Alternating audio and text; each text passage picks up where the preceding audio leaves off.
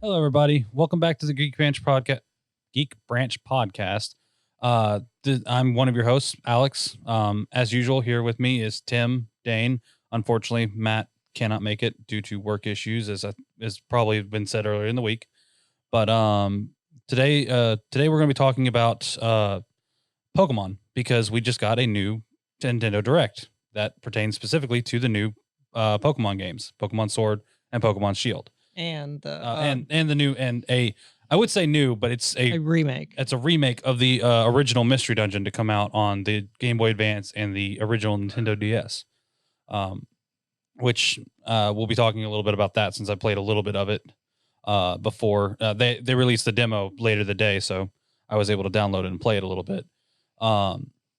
And if we have time, I'll also be going over the anime awards by Crunchyroll. They've finally released all of their nominations, and voting has been going on for a couple of days now, and I'm actually pretty happy with it. But if we get to that, we get to that. So to start off, we have the Nintendo Direct on Thursday morning, and they started off with showing the new or the remake of Pokemon Mystery Dungeon, which they're now calling it Pokemon Mystery Dungeon DX. Yeah, they like adding a DX to any of their stuff. Yeah, it's pretty good. I mean, it works. But it's basically just a recreation of the original game. Very, very, very faithful to it. Even has the old original quiz that you had to take to figure out which Pokemon you were. And I did it, and I actually got who I wanted right off the bat. When I say faithful, I mean it is extremely faithful in the fact that it only has the original Pokemon that you could possibly be from it.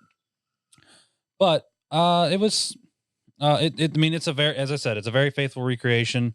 I haven't gone very far into it. As I said, it's a demo, so I don't know where it's going to stop me on playing. But it's I mean, it's good. Have you either of you? I doubt Dane has played it, but have you had a chance to play it at all? The rescue one? Yeah. Yeah, I played the demo just for a little bit. It was fun. I liked the little questionnaire part to the beginning. Mm-hmm. It's this. I don't think it's the same questions that they used to have, but I know a lot of them are the same. And it basically just determines what Pokemon you get. Which one did you get? I got Trico. I got Trico. I love Trico. He's always been one of my favorites. They told me I was sassy. Exactly.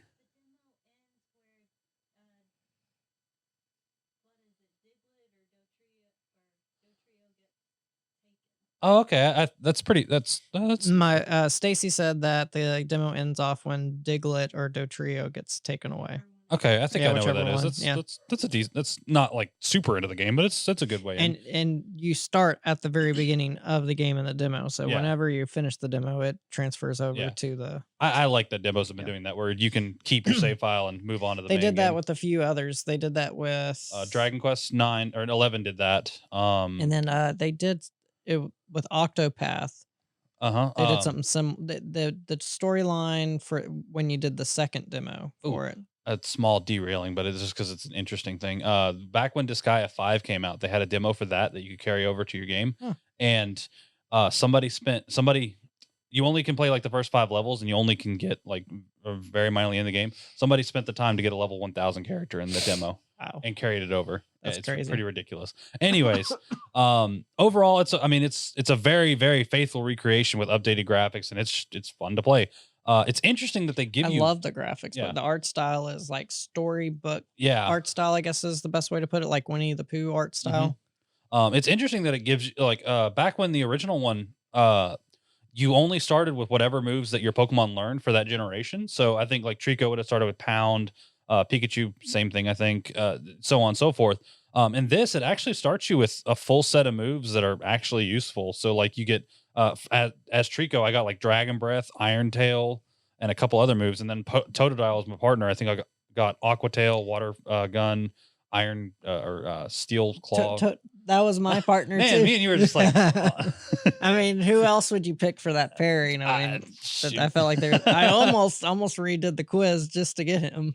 Because I really like Totodile as well. So I don't know. It's fun. It's a good throwback. It's nothing groundbreaking. Obviously, it's literally a recreation. It's a spin-off game. It's just one of the most I'd say popular of the spin-offs, beloved of them. They've had a few duds, but I think it's definitely one of the better ones that Pokemon has done. Yeah, it's one of the ones it's not like Poke10 Yeah, tournament where yeah. most people are like, "This is dumb." It's Tekken, but Pokemon. Yeah, essentially. But the other big news and what most of the direct was about is Pokemon Sword and Shield are getting Expansion. expansions, Yes, which huge, huge, and it's not small. Nothing yeah, small. what you would think, what normally like Pokemon doesn't actually usually get stuff like this. Like This you is might, a first time yeah, thing. you might get like extra like Y- special release Pokemon, but you never got like full on story things. We're getting two whole Regions. two whole new islands to explore. Let me pull it up real quick so I can say which ones they are. The But name of the expansions or the just the isle names. Isle of Armor Yeah. Oh God, is the there first you one, go. and it comes out June 2020. And then the Crown Tundra. Crown Tundra comes out in uh, Oh, November, yeah. because that would be around the time that Pokemon always comes out. So instead of them doing Pokemon Black and White 2 Mm-hmm. or doing Ultra Ultra Sun, Sun, Ultra Ultra Moon, Moon, Emerald, or Platinum for the older generations. yeah, They're actually adding on to this game with whole new game with new, not necessarily new gameplay elements, but they're adding more Pokemon in. So people that were complaining that some of their favorite Pokemon weren't in it, yeah, 200 of the past mm-hmm, Pokemon are are getting at. getting added. So it's their Um, way of explaining why they're not doing the national index. a couple of new Pokemon, couple of new legendary Pokemon. So we have a new one. I don't remember what its name is. But it's one that actually changes form based on what You game got you're playing. you got two versions of Kubfu, that's it. Slowpoke. Yeah, well, you get two versions of its evolutions. Yeah, Because Galar and Slowpoke is the same regardless of the game, and I think it depends on. Or no, it's actually not game rated. It's island based. So your Galar and Slowpoke becomes one on one island and the other on the other island, but they never actually said which ones they are. But it's Kubfu and it evolves into Urshifu, but uh, yeah, its form depends on what game you're playing. So if you have Urshifu in Sword, it's a single strike form, so it's very much a one strike, one kill.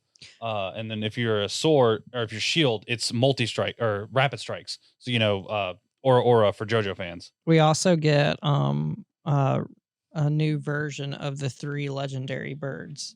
Yes, that's actually interesting. That's the first time we're getting like Zapdos, Articuno, and and Moltres. Moltres. It's interesting because we've gotten new versions of Pokemon for the different regions. So we've had the Alolan versions, we have the Galaran regions. We've never gotten versions of legendary Pokemon though. So Yeah. that's actually really interesting. It would be interesting if they have a storyline behind it because there's only supposed to be one version of these. Right. Yeah. Supposedly, yes. Granted, they could be since we've done dimension hopping before, or not dimension hopping, but like alternate dimensions, these could be ones from a different one. Yeah. Or they might not be the same ones that we've seen in the past games. Yeah. Well, they look pretty different. Yeah. Oh, I mean, they look different, but to the point to where you know who they are right. representing. But the big thing is there's old Pokemon. They've also said they're going to be new Galaran versions of Pokemon as well that are going to be on these islands. Yeah, we saw a hint of them. We saw, as we said, we saw Slowpoke, and then the Slowbro, I think Slowbro's from one and Slowking's from the other. I'm hoping. Yeah.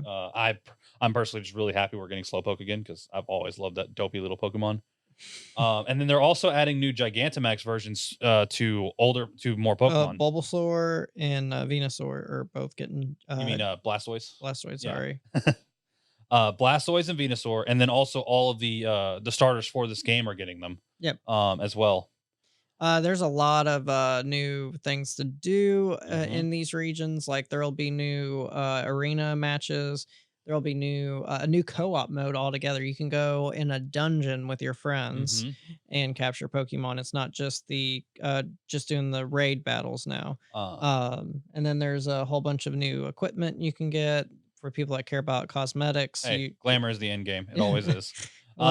Yeah, so you can get a lot of new of that stuff. And both of these islands have new stories that are attached to them too. We've even gotten a glimpse of some of the new characters that are going to be introduced as well. And if depending on what game you're playing, some of them are different. So let me look that up real quick. So if you're on the Isle of Armor, if you're playing Pokemon Sword, you get the Kiara, who's a poison type specialist, and if you're playing Pokemon Shield, you get Avery, who's a psychic type specialist. And they'll be training with you on the island of I think it's Sword Island that you actually deal with them on. Yeah. Which is cool because they're actually training to be new gym leaders. I love the fact that this game It's has put expanding lore. well, it's put such a focus on the fact that Pokemon itself, like how we played the games, is supposed to be like a sport. Honestly, Yeah. it like we go do the gym challenge, and every time like they make a spectacle out of it. And honestly, no other one has ever done that before. And it's Except for Pokemon Stadium, but that's a spinoff. the spin-off with I mean, it never really had much of a story to it is the problem. No, no, not at all. But No this one, story. it makes a spectacle of it. It's really interesting. One that I would say came closest to doing something similar to this is Pokemon Sun and Moon, when they tried to change up the format by having the islands and the island challenges. If I remember right, a lot of people were upset with Sun and Moon. There was a lot of problems with Sun and Moon. Yeah. I know one thing that people didn't like, and it's still in this game, but not as much, is people were mad that like every 2 steps they'd be stopped by a new cutscene and have to watch something. I got really annoyed with your rival, who's actually your best friend. He wants How? Yeah. for this one Oh, for this one? Yes. Because he I wants to like challenge you like every 5 seconds, yeah, I can't and actually he remember his name. sucks. So just go on with your life. He's not that bad. I He's mean, not that bad. just like every time you in any Pokemon game, your rival is always really easy to beat. Except for the original. Blue is always tough to beat. Well, yeah, that was because Blue's, Well, OG. they also, I mean, to be fair, they also usually they used to choose the Pokemon that was always strong against your starter Pokemon. Yep. Now they actually choose the one that's weaker to it. Yeah, I was like, why'd you choose that? You're stupid. Yeah. But Oh, well. overall, I'm extremely excited about these. Just because for one, it's new. It's new, and we don't have to worry about them doing their old format where they're basically because even when they did like Ultra Sun, Ultra Moon, all they did was kind of reformat stuff that was already there. It was basically the same game with a few extra story elements, but by that point, you didn't want to play the same story. Like from what I know of, I had Ultra Moon, and I played a little bit of it, but I never got very far into it because I was playing the same story, and I didn't want to play that again. Yeah, that gets old. For the So they found a good compromise. Yeah, and it's $30 for both for the entire expansion. Yeah, it's a really good price. Like it's a really good price for that. And as I said, it's just it's expansion, which is something we've never gotten in Pokemon. Yeah, I mean, some people view it as a cash cow, and in which Pokemon has to make sure they release something once a year. Yeah, and this is a cheaper option than coming out with I mean, whatever you want to call Pokemon Gun. yeah, I mean, given how often we have Pokemon games, this is a really good idea by them. I think the fact that since DLC has been added to our normal game buying strategy, this is a really good idea. Just on the fact that we don't have to go out and buy a new game, we can just buy this expansion pack and basically have probably a good 20-30 hours more of gameplay.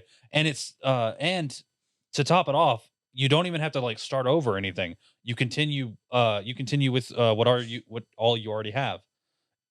I just think it's a good idea of a Game Freak. It's new. It does seem like they were more interested this time around. Yeah, Dane's quiet because he could care less about the current Pokemon. He's like me. He's a bigger Digimon fan. Same here. I'm Digimon all the way. Yeah. Speaking of, new movie coming out. Go see it. Yep. I actually, you might beat me with the stick, but I haven't finished the current Digimon Try series. Actually, neither have I, so I can't actually say anything. Okay. I have not watched the last movie / like 4 episodes. What about you? I don't think Dane ever watched it. Did you? I'm up to date. Oh, I have a lot of free time. oh didn't know you ever did. Well, with his job, it isn't exactly hard for him to multitask. Right. And he doesn't sleep very much either. That too. I'm basically an accountant. But I think this is a good step for Pokemon. This is what I hope they would do. Ever since we've gotten DLC, like honestly, if Sun and Moon had done this with Ultra Sun and Ultra Moon instead of doing Ultra Sun and Ultra Moon, I think it would have been a much bigger success. It's just that they didn't do stuff like that on the 3DS, so it made sense that it finally. Yeah, when they got to the big console, we were able to do this. Yeah, it was the most natural step for it. Yeah. I was talking to some of my friends before they watched, because I watched the video before they did, and they're like, "Well, I'm not very happy with Pokemon right now because they're on the fence of Uh, being mad because they didn't get every single Pokemon. which in my opinion now proves that we're going to get all of them, because in my opinion they're not going to stop with these two. We should get at least one more expansion pass that'll add the rest of the Pokemon that we don't already have. Yeah, I fully expect that that's what they're planning on doing. To start doing expansion passes for this current one, and then after they get all those Pokemon, then they'll probably come out with a new one. Yeah, I mean, and at that point, and in my opinion, at that point, it's a much better system, because then we we have a game that we can continue playing, as well as we'll probably get a new one that will have more Pokemon, and I'm more than willing to bet because Nintendo is figuring out that yeah, works. and because now if we get it on the Switch again and they have the assets to use it, we can probably transfer all of our old Pokemon onto the new game. Yeah, That's with the the hope. Pokemon Home. Yeah. Pokemon Home will be coming out in a month or so. I know next to nothing about Pokemon Home. Essentially, it's just like Pokebank. Yeah, that's what I figured. It'll but be a subscription service where you have I all your Pokemon in this thing. I don't like that, but I don't like that part either. I think it should be a free service, or if it is a subscription service, it should be just $1 a month. I or you mean, know, if you have the Nintendo thing for yeah, it should be an added bonus too. yeah, that I could see. I'd be Nintendo fine Switch Online. Yeah, Yeah. yeah, that would be a wise decision, but they're not going to do that. I don't know. Nintendo's going to make their money. Past that, there wasn't much else to the direct. It was literally like 30 minutes of just talking about the beginning bit of talking about Mystery Dungeon, and then this talking about all the new stuff that they're adding.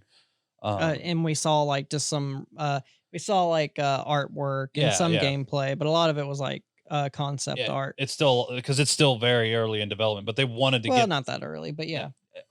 early enough to where we can't see everything. Yeah, but where they don't want to show us Right. everything. but it's good that they did this early, just to show us, hey, we're still doing stuff with this game. Please don't stop playing. Yeah. Like, Yeah. granted, I can't say anything. I haven't actually finished. Sword. Yeah, I haven't either, but that's mainly because I stopped playing and then Stacy took over mine, which she already beat hers, which was Shield. So now she's taking the Pokemon from Sword. But I'm fully intending to finish it now and get ready for when this comes out, because as I said, it looks great. I'm really happy with what Pokemon's doing here.